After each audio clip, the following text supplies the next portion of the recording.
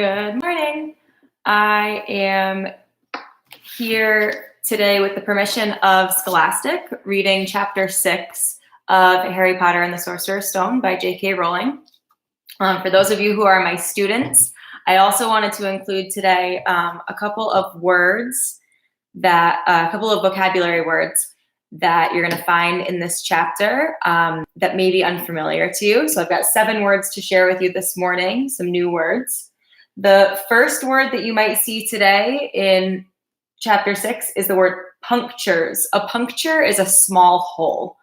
So you're going to hear Uncle Vernon describing magic carpets, and he says something about them having punctures. So he's implying that their magic carpets have holes in them. We're also going to hear a character be described as gangling. Someone who is gangling is tall and thin, and usually kind of awkward. So to be tall, thin, and awkward is gangling. You're also going to see the word today, disgruntled. Someone who is disgruntled is angry or dissatisfied. You're also going to hear the word gawked. To gawk is to stare openly and stupidly. So if I'm gawking at someone, I'm just kind of like staring at them, not really thinking.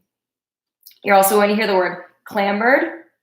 To clamber is to climb or to move in and out of something. So you might clamber out of the car, or you might clamber up a hill, kind of like climbing with your hands and feet.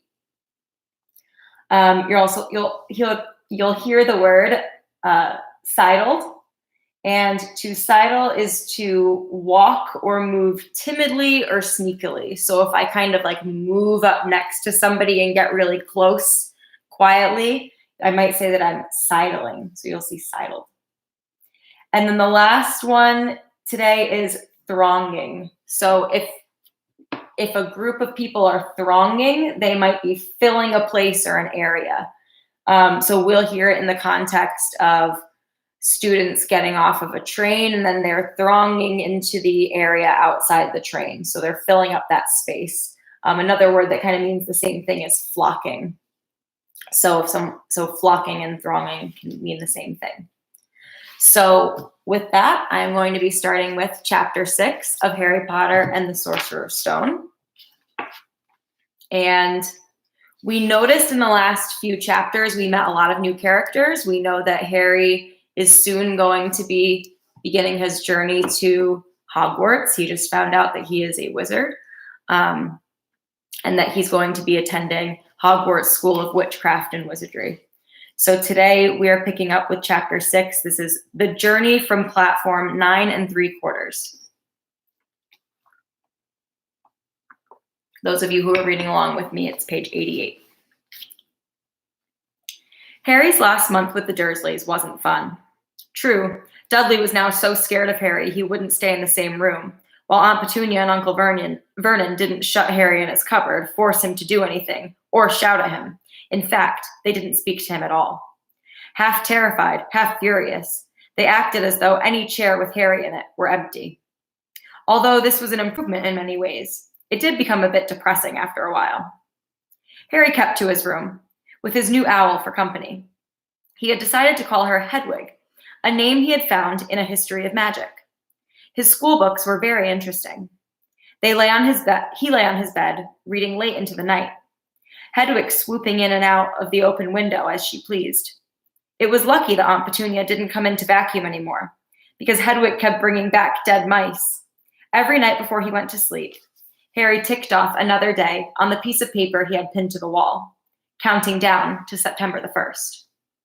On the last day of August, he thought he'd better speak to his aunt and uncle about getting to King's Cross Station the next day. So he went down to the living room, where they were watching a quiz show on television. He cleared his throat to let them know he was there, and Dudley screamed and ran from the room. Uncle Vernon? Uncle Vernon grunted to show he was listening. I need to be at King's Cross tomorrow to go to Hogwarts. Uncle Vernon grunted again. Would it be all right if you gave me a lift? Grunt. Harry supposed that meant yes. Thank you. He was about to go back upstairs when Uncle Vernon actually spoke. Funny way to get to a wizard's school, the train. Magic carpets all got punctures, have they? Harry didn't say anything. Where is this school, anyway? I don't know, said Harry, realizing this for the first time. He pulled the ticket Hagrid had given him out of his pocket. I just take the train from platform 9 3/4 at 11 o'clock, he read. His aunt and uncle stared.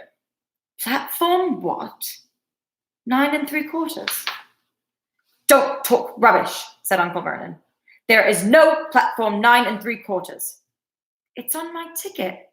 Barking, said Uncle Vernon. Howling mad, the lot of them.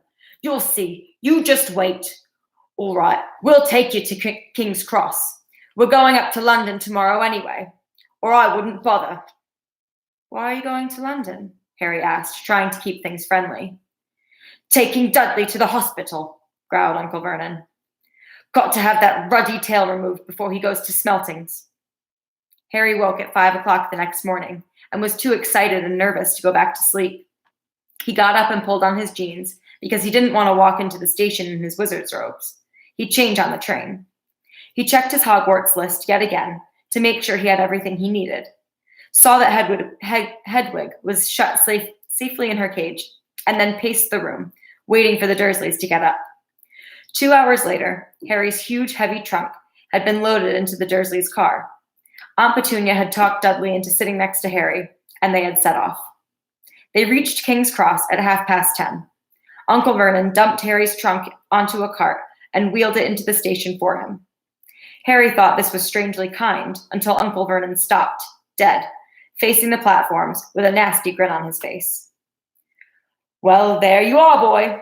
Platform 9, platform 10. Your platform should be somewhere in the middle, but they don't seem to have built it yet, do they? He was quite right, of course.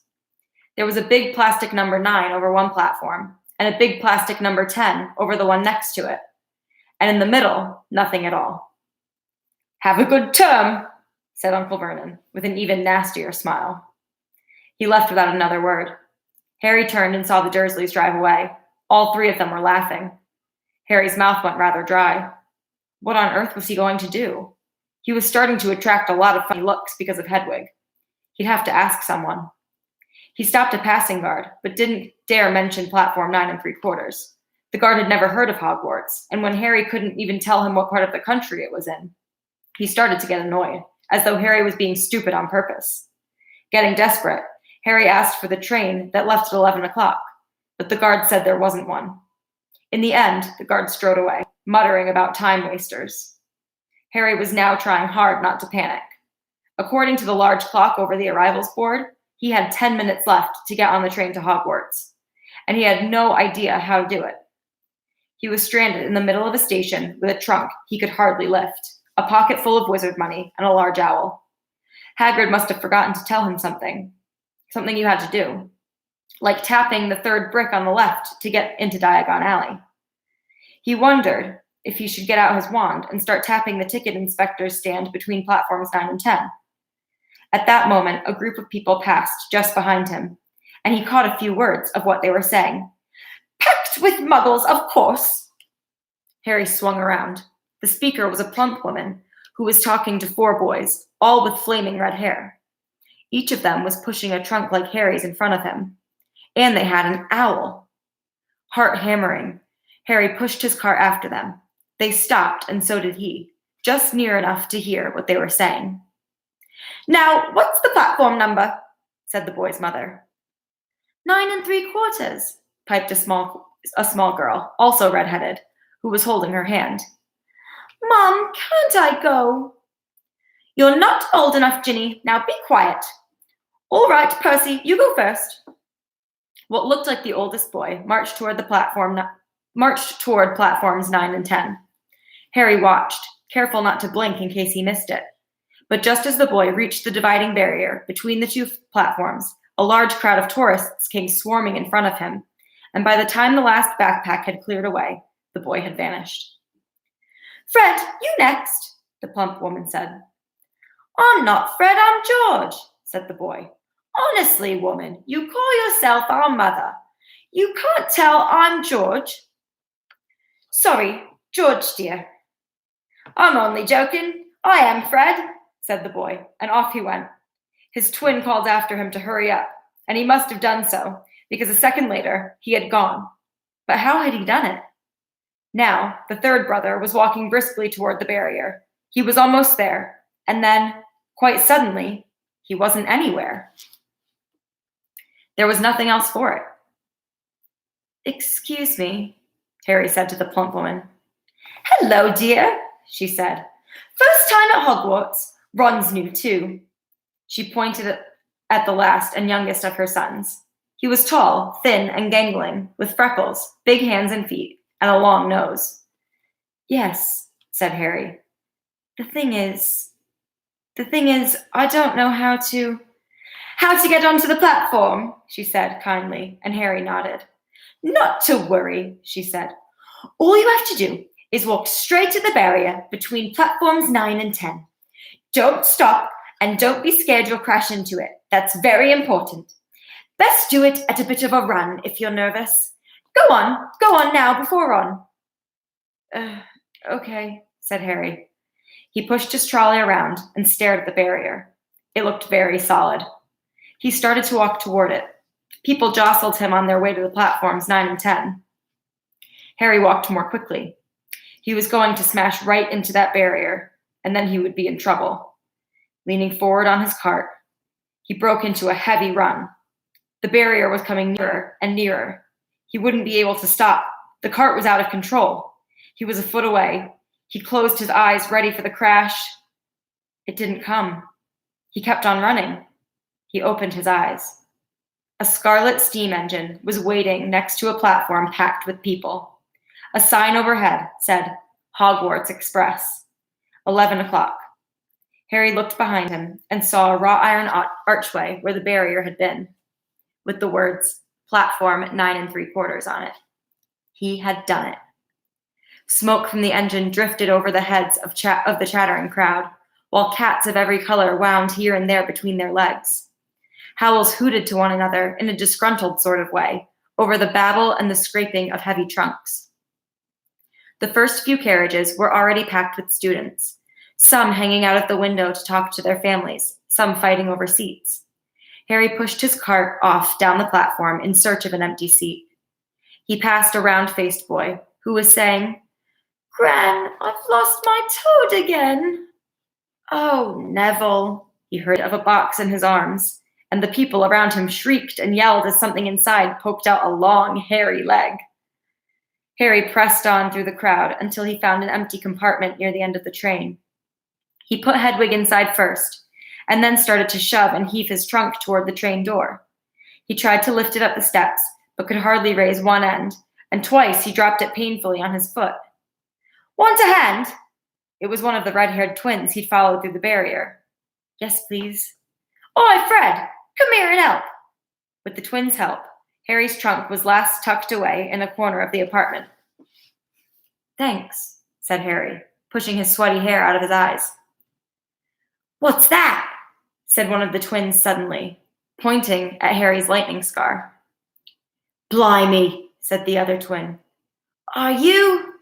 He is, said the first twin. Aren't you? He added to Harry. What? Said Harry.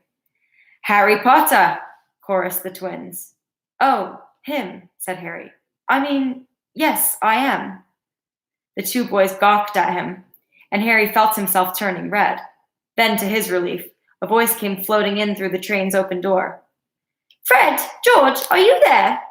Coming, Mum. With a last look at Harry, the twins hopped off the train. Harry sat down next to the window, where, half hidden, he could watch the red-haired family on the platform and hear what they were saying. Their mother had just taken out her handkerchief. Ron, you've got something on your nose. The youngest boy tried to jerk out of the way, but she grabbed him and began rubbing the end of his nose. Mom, go off. He wriggled free. Has Ickle Ronnie got something on his nosy? Said one of the twins. Shut up, said Ron. Where's Percy? Said their mother. He's coming now. The oldest boy came striding into sight. He had already changed into his billowing black Hogwarts robes, and Harry noticed a shiny silver badge on his chest with the letter P on it. "Can't stay long, Mother," he said. "I'm up front. The prefects have got 2 compartments to themselves." "Oh, you're a prefect, Percy," said one of the twins, with an air of great surprise. "You should have said something. We had no idea." "Hang on, I think I remember him saying something about it," said the other twin. "Once, or twice, a minute, or summer." "Oh, shut up," said Percy the prefect. "How come Percy gets new robes anyway?" said one of the twins. "Because he's a prefect," said their mother fondly. "All right, dear. Well, have a good term. Send me an owl when you get there." She kissed Percy on the cheek, and he left. Then she turned to the twins. "Now, you two. This year, you behave yourselves. If I get one more owl telling me you've blown up a toilet, or blown up a toilet? We've never blown up a toilet. Great idea, though. Thanks, Mum. It's not funny. And look after Ron." "Don't worry. Ickle Ronnykins is safe with us." "Shut up," said Ron again. He was almost as tall as the twins already, and his nose was still pink where his mother had rubbed it. "Hey, Mum, guess what? Guess who we just met on the train?" Harry leaned back quickly so they couldn't see him looking. "You know that black-haired boy who was near us at the station? Know who he is?"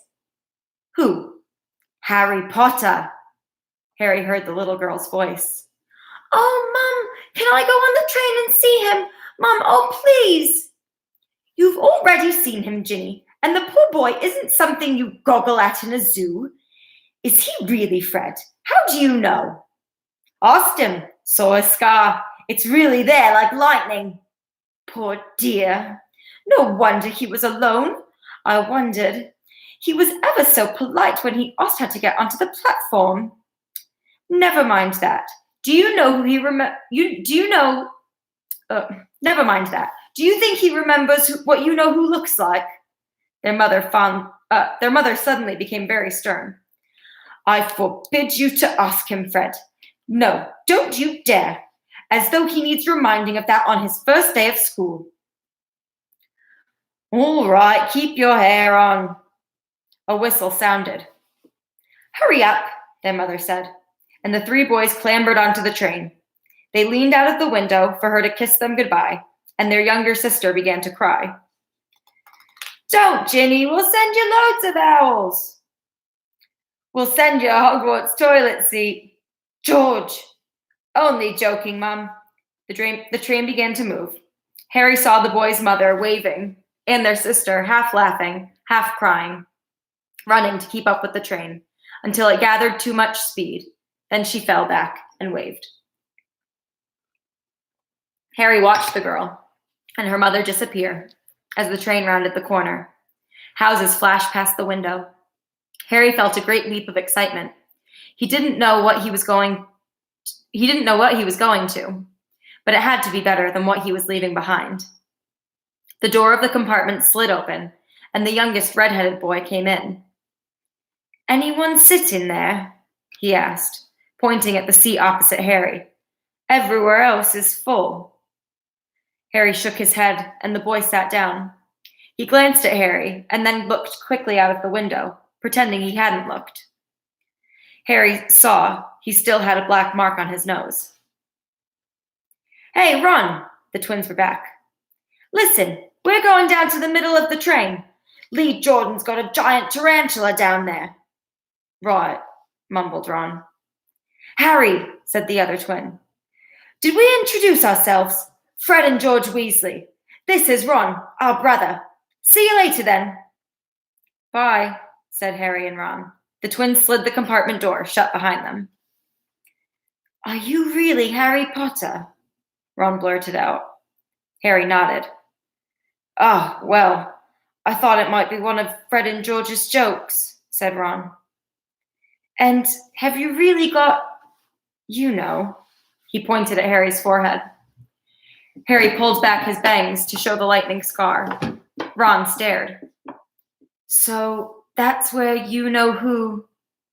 Yes, said Harry, but I can't remember it. Nothing? Said Ron eagerly. Well, I remember a lot of green light, but nothing else. Wow, said Ron. He sat and stared at Harry for a few moments. Then, as though he had suddenly realized what he was doing, he looked quickly out of the window again. Are all your family wizards? Asked Harry, who found Ron just as interesting as Ron found him. Yes, I think so, said Ron. I think Mom's got a second cousin who's an accountant, but we never talk about him. So you must know loads of magic already. The Weasleys were clearly one of the old wizarding families the Pale Boy in Diagon Alley had talked about. I heard you went to live with Muggles, said Ron. What are they like? Horrible. Well, not all of them. My aunt and uncle and cousin are, though. Wish I'd had 3 wizard brothers. 5, said Ron. For some reason, he was looking gloomy. I'm the 6th in our family to go to Hogwarts. Could say I've got a lot to live up to. Bill and Charlie have already left. Bill was head boy, and Charlie was captain of Quidditch. Now Percy's a prefect. Fred and George mess around a lot, but they still get really good marks, and everyone thinks they're really funny. Everyone expects me to do as well as the others, but if I do, it's no big deal, because they did it first. You never get anything new either with 5 brothers. I've got Bill's old robes, Charlie's old wand, and Percy's old rat. Ron reached inside his jacket and pulled out a fat grey rat, which was asleep. His name's Scabbers, and he's useless. He hardly ever wakes up. Percy got an owl from my dad for being made prefect, but they couldn't have... I got Scabbers instead. Ron's ears went pink. He seemed to think he'd said too much, because he went back to staring out at the window. Harry didn't think there was anything wrong with not being able to afford an owl. After all, he'd never had any money in his life until a month ago. And he told Ron so, all about having to wear Dudley's old clothes and never getting proper birthday presents. This seemed to cheer Ron up. And until Hagrid told me, I didn't know anything about being a wizard, or about my parents, or Voldemort. Ron gasped. What? Said Harry. You said you know whose name, said Ron, sounding both shocked and impressed. I'd have thought you, of all people. I'm not trying to be brave or anything, saying the name, said Harry. I just never knew you shouldn't. See what I mean? I've got loads to learn, I bet. He added, voicing for the first time something that had been worrying him a lot lately. I bet I'm the worst in the class. You won't be. There's loads of people who come from Muggle families. They learn quick enough. While they had been talking, the train had carried them out of London. Now they were speeding past fields of cows and sheep. They were quiet for a time, watching the fields and lanes flick past. Around 12:30, there was a great clattering outside in the corridor, and a smiling, dimpled woman slid back their door and said, Anything off the trolley, dears? Anything off the cart, dears? Harry, who hadn't had any breakfast, leapt to his feet. But Ron's ears went pink again, and he muttered he'd brought sandwiches. Harry went out into the corridor. He had never had any money for candy with the Dursleys, and now that he had pockets rattling with gold and silver, he was ready to buy as many Mars bars as he could carry. But the woman didn't have Mars bars. What she did have were Bertie Bott's every flavor beans, Drubel's best blowing gum, chocolate frogs, pumpkin pasties, cauldron cakes, licorice wands, and a number of other strange things Harry had never seen in his life. Not wanting to miss anything, he got some of everything and paid the woman 11 silver sickles and 7 bronze nuts. Ron stared as Harry brought it all back into the compartment and tipped it onto an empty seat. Hungry, are you? Starving, said Harry, taking a large bite out of a pumpkin pasty. Ron had taken out a lumpy package and unwrapped it. There were 4 sandwiches inside. He pulled one of them apart and said, "She always forgets I don't like corned beef." "Swap you for one of these," said Harry, holding up a pasty. "Go on." "You don't want this. It's all dry," said Ron. "She hasn't got much time," he added quickly. "You know, with 5 of us." "Go on, have a pasty," said Harry, who had never had anything to share before, or, indeed, anyone to share it with. It was a nice feeling, sitting there with Ron, eating their way through all Harry's pasties, cakes, and candies, the sandwiches lay forgotten. "What are these?" Harry asked Ron, holding up a pack of chocolate frogs. "They're not really frogs, are they?" He was starting to feel that nothing would surprise him. "No," said Ron. "But see what the card is. I'm missing a gripper." "What?" "Oh, of course you wouldn't know. Chocolate frogs have got cards inside them. You know, to collect. Famous witches and wizards. I've got about 500, but I haven't got a gripper or Ptolemy." Harry unwrapped his chocolate frog and picked up the card. It showed a man's face. He wore half-moon glasses, had a long, crooked nose, and flowing silver hair, beard, and mustache. Underneath the picture was the name Albus Dumbledore. "So this is Dumbledore," said Harry. "Don't tell me you've never heard of Dumbledore," said Ron. "Can I have a frog? I might get a gripper. Thanks." Harry turned over his card and read, "Albus Dumbledore, currently headmaster at Hogwarts. Considered by many the greatest wizard of modern times, Dumbledore is particularly famous for his defeat of Dark Wizard Grindelwald in 1945, for the discovery of 12 uses of dragon's blood, and his work on alchemy with his partner Nicholas Flamel. Professor Dumbledore enjoys chamber music and 10-pin bowling." Harry turned the card back over and saw, to his astonishment, that Dumbledore's face had disappeared. "He's gone." "Well, you can't expect him to hang around all day," said Ron. "He'll be back." "No, I've got Morgana again, and I've got about 6 of her. Do you want it? You can start collecting." Ron's eyes strayed to the pile of chocolate frogs waiting to be unwrapped.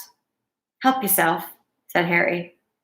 "But in, the Muggle world, people just stay put in photos." "Do they? What, they don't move at all?"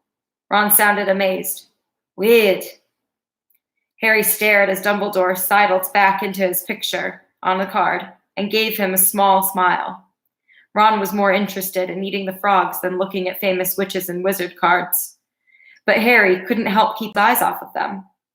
Soon he had not only Dumbledore and Morgana, but Hengist of Woodcroft, Alberic Grunion, Circe, Paracelsus, and Merlin. He finally tore his eyes away from Drudius Clonia, who was scratching her nose, to open a bag of Bertie Bott's every-flavored beans. "You want to be careful with those," Ron warned Harry. "When they say every flavor, they mean every flavor. You get all the ordinary ones like chocolate and peppermint and marmalade, but then you get spinach and liver and tripe. George reckons he had a booger-flavored one once." Ron picked up a green bean, looked at it carefully, and bit into the corner. "Blech! See? Sprouts." They had a good time eating the every flavor beans.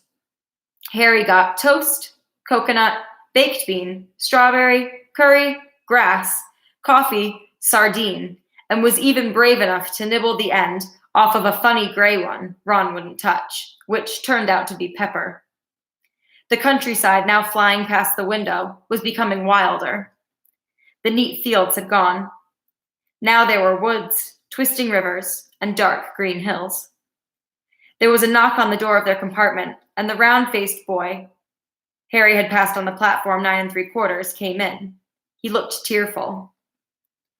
"Sorry," he said, "but have you seen a toad at all?" When they shook their heads, he wailed, "I've lost him. He keeps getting away from me." "He'll turn up," said Harry. Yes, said the boy miserably. Well, if you see him. He left. Don't know why he's so bothered, said Ron. If I'd brought a toad, I'd lose it as quick as I could. Mind you, I brought Scabbers, so I can't talk. The rat was still snoozing on Ron's lap. He might have died and you wouldn't know the difference, said Ron in disgust. I tried to turn him yellow yesterday to make him more interesting, but the spell didn't work. I'll show you. Look. He rummaged around in his trunk and pulled out a very battered-looking wand. It was chipped in places, and something white was glinting at the end. Unicorn hairs nearly poking out. Anyway, he had just raised his wand when the compartment door slid open again. The toadless boy was back, but this time he had a girl with him. She was already wearing her new Hogwarts robes. Has anyone seen a toad? Neville's lost one, she said. She had a bossy sort of voice, lots of bushy brown hair, and rather large front teeth. We've already told him we haven't seen it, said Ron, but the girl wasn't listening. She was looking at the wand in his hand. Oh, are you doing magic? Let's see it then. She sat down. Ron looked taken aback. All right. He cleared his throat. Sunshine daisies, butter mellow, turn this stupid fat rat yellow. He waved his wand, but nothing happened. Scabbers stayed grey and fast asleep. Are you sure that's a real spell? Said the girl. Well, it's not very good, is it? I've tried a few simple spells just for practice, and it's all worked for me. Nobody in my family's magic at all. It was ever such a surprise when I got my letter, but I was ever so pleased, of course. I mean, it's the very best school of witchcraft there is, I've heard. I've learned all our course books by heart, of course. I just hope it will be enough. I'm Hermione Granger, by the way. Who are you? She said this all very fast. Harry looked at Ron, and he was relieved to see by his stunned face that he hadn't learned all the course books by heart either. I'm Ron Weasley, Ron muttered. Harry Potter, said Harry. Are you really? Said Hermione. I know all about you, of course. I got a few extra books for background reading, and you're in Modern Magical History and The Rise and Fall of the Dark Arts and Great Wizarding Events of the 20th Century. Am I? Said Harry, feeling dazed. Goodness, didn't you know? I'd have found out everything I could if it was me, said Hermione. Do either of you know what house you'll be in? I've been asking around, and I hope I'm in Gryffindor. It sounds by far the best. I heard Dumbledore himself was in it, but I suppose Ravenclaw wouldn't be too bad. Anyway, we'd better go and look for Neville's toad. You two had better change, you know. I expect we'll be there soon. And she left, taking the toadless boy with her. Whatever house I'm in, I hope she's not in it, said Ron. He threw his wand back into his trunk. Stupid spell. George gave it to me. Bet he knew it was a dud. What house are your brothers in? Asked Harry. Gryffindor, said Ron. Gloom seemed to be settling on him again. Mom and Dad were in it too. I don't know what they'll say if I'm not. I don't suppose Ravenclaw would be too bad, but imagine if they put me in Slytherin. That's the house you know who was in? Yeah, said Ron. He flopped back into his seat, looking depressed. You know, I think the ends of Scabbers' whiskers are a bit lighter, said Harry, trying to take Ron's mind off of the houses. So what do your oldest brothers do now that they've left anyway? Harry was wondering what a wizard did once he finished school.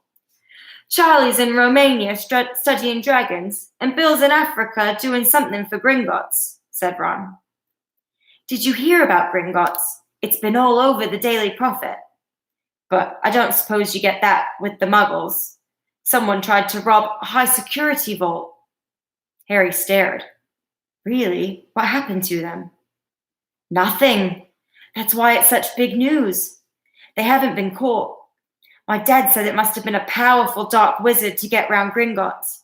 But they don't think they took anything. That's what's odd. Of course, everyone gets scared when something like this happens, in case you know who's behind it. Harry turned this news over in his mind. He was starting to get a prickle of fear every time you know who was mentioned. He supposed this was all part of entering the magical world, but it hadn't been a lot more comfortable saying Voldemort without worrying.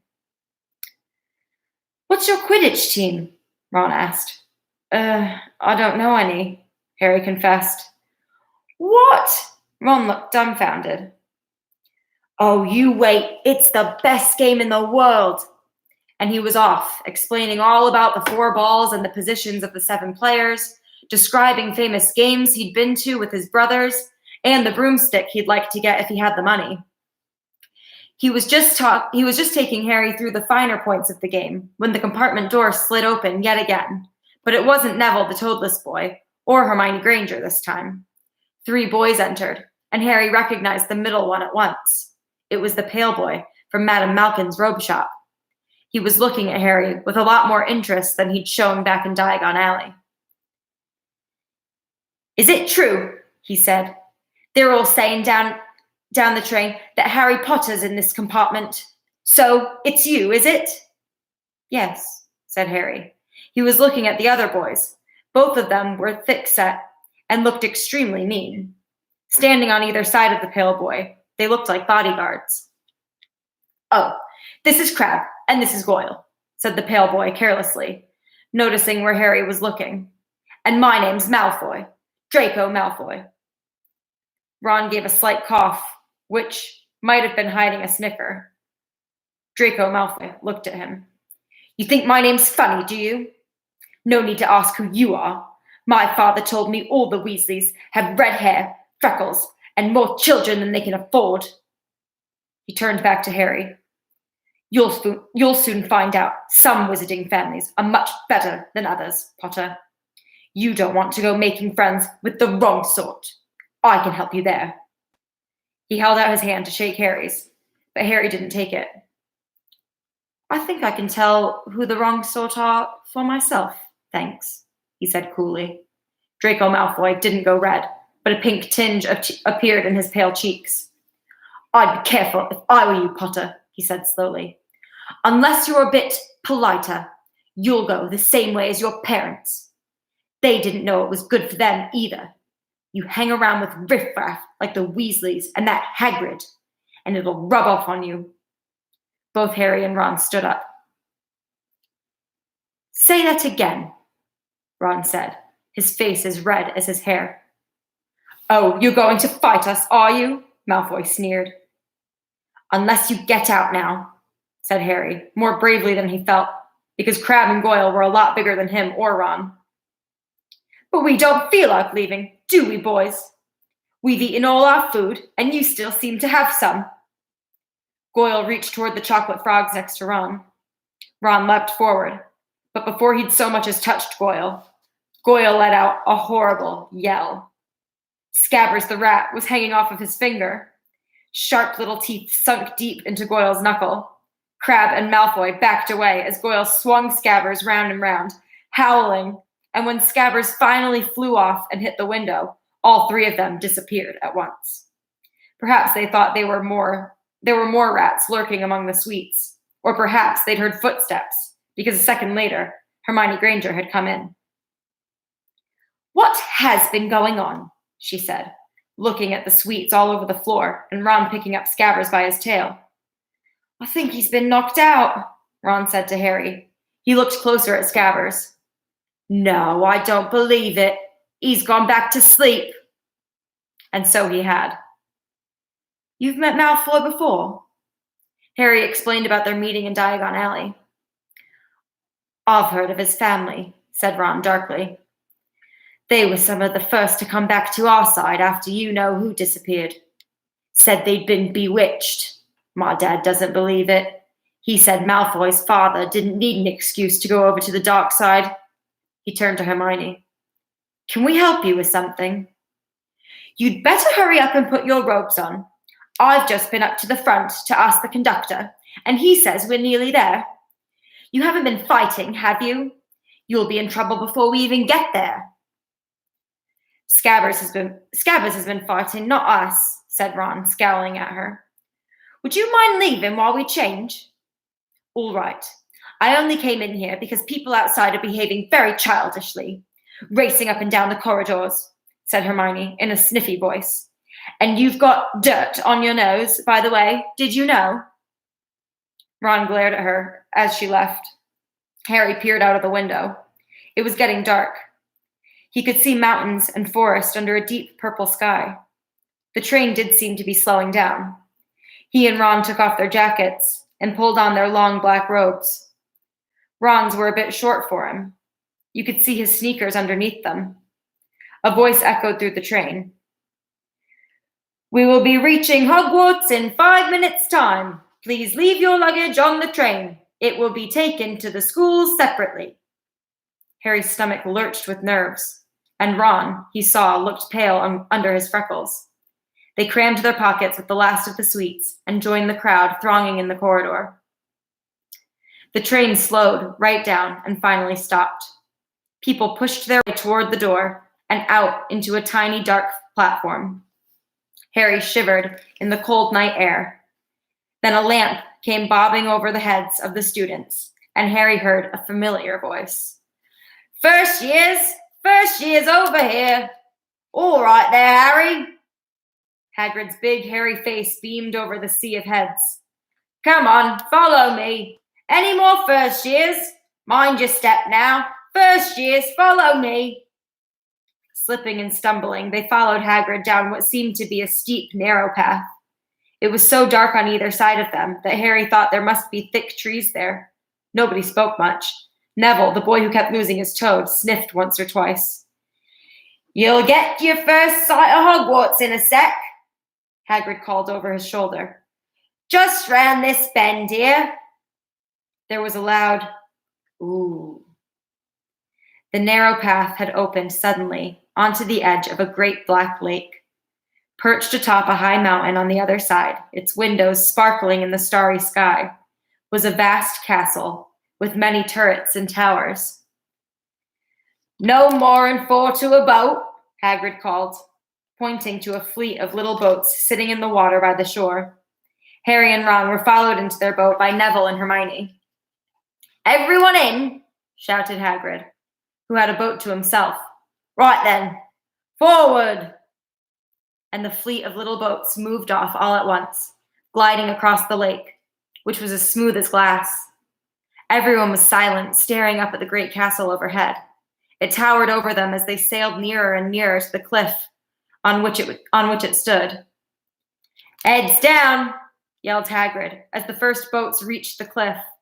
They all bent their heads, and their little boats carried them through a curtain of ivy that hid a wide opening in the cliff face. They were carried along a dark tunnel, which seemed to be taking them right underneath the castle, until they reached a kind of underground harbor, where they clambered out onto the rocks and pebbles. Oi, you there! Is this your toad? Said Hagrid, who was checking the boats as people climbed out of them. Trevor! Cried Neville blissfully, holding out his hands. Then they clambered up a passageway in the rock after Hagrid's lamp, coming out at last onto smooth, damp grass, right into the shadow of the castle. They walked up a flight of stone steps and crowded around a huge oak door. Everyone here! You there, still got your toad? Hagrid raised a gigantic fist and knocked 3 times on the castle door. That is the end of chapter 6 of Harry Potter and the Sorcerer's Stone by J.K. Rowling. We'll be picking up tomorrow with chapter 7, The Sorting Hat. As readers, I want you to be thinking about, we met a lot of new characters in this chapter as well. We're still in that rising action of the story, where we're meeting the characters and we're getting to know the setting, and we're kind of still getting to know the problems of the story that the characters are going to have to face. So what I want you to be thinking about are, what are some of your first impressions of the new characters that we've met in this chapter? And what are some predictions for tomorrow? And that's all I got for you. So I will see you tomorrow for chapter 7. Have a great day.